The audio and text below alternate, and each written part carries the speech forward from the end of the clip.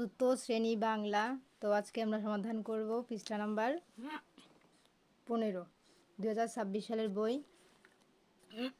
পাঠ হচ্ছে 3। তো চলো আমরা আজকে 15 পৃষ্ঠা সমাধান করি। তো দেখো এখানে আমাদের কি লেখা আছে। 1 নম্বরে লেখা আছে প্রশ্নের উত্তর লিখি। এখানে আছে ক নাম্বারে আছে শুভেচ্ছা কি, খ নাম্বারে আছে আমরা কেন অন্যকে শুভেচ্ছা জানাই, গ নাম্বারে আছে শুভেচ্ছা কার্ড তৈরি করতে কী কী জিনিসের প্রয়োজন হয়। তো চলো আমরা এখন এর উত্তরগুলো দেখে নিই। এই যে দেখো আমাদের উত্তর ক নাম্বারে ছিল শুভেচ্ছা কি। এই যে দেখো উত্তর লেখা আছে শুভেচ্ছা হলো অন্যের মঙ্গল কামনা বা ভালো চাওয়া, কারো সুখ শান্তি ও সফলতা কামনা করাকেই শুভেচ্ছা বলে। এই দেখো এখন খ নাম্বারে লেখা আছে আমরা কেন অন্যকে শুভেচ্ছা জানাই। উত্তর আমরা অন্যকে শুভেচ্ছা জানাই বিভিন্ন উৎসব আয়োজনে তাদের জীবনে সুখ শান্তি ও সফলতা কামনা করে।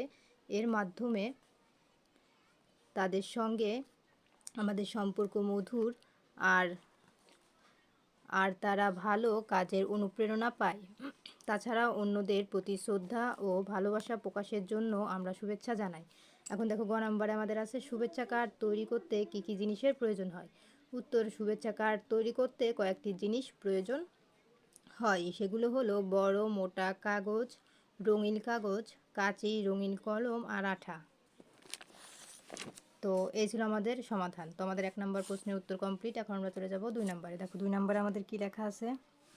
2 নম্বরে আমাদের লেখা আছে শুভেচ্ছা কার্ড তৈরি করি ও লিখি।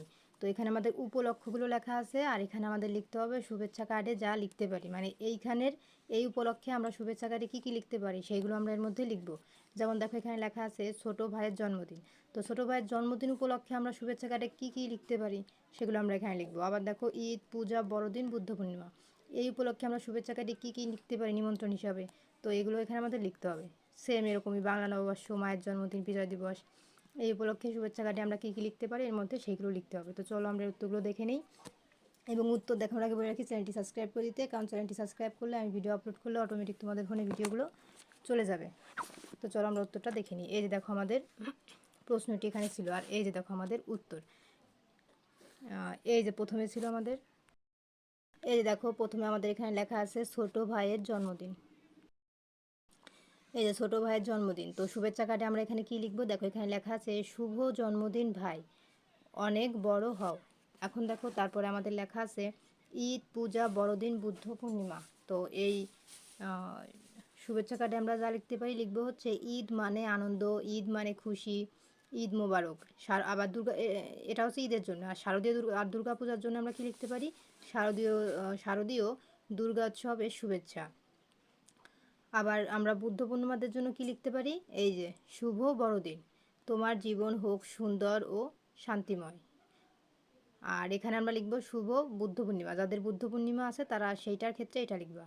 আর গৌতম বুদ্ধের বাণী তোমার জীবনে আনুক শান্তি, সত্য ও অহিংসার আলো। তারপর দেখো বাংলা নববর্ষ, এখানে আমরা কি লিখতে পারি নতুন বছরে তোমার জীবন আনন্দে ভরে উঠুক, শুভ নববর্ষ।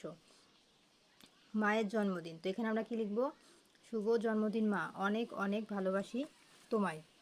তারপর আছে বিজয় দিবস, এখানে আমরা কি লিখব মহান বিজয় দিবসের শুভেচ্ছা। তো এই ছিল কিন্তু আমাদের সমাধান। তো এই দেখো আমাদের 15 পৃষ্ঠা উত্তর কমপ্লিট। তো আজকের মতন এই পর্যন্তই। পরবর্তীতে 16 পৃষ্ঠার থেকে ভিডিও দেখার জন্য অবশ্যই সাবস্ক্রাইব মাই চ্যানেল।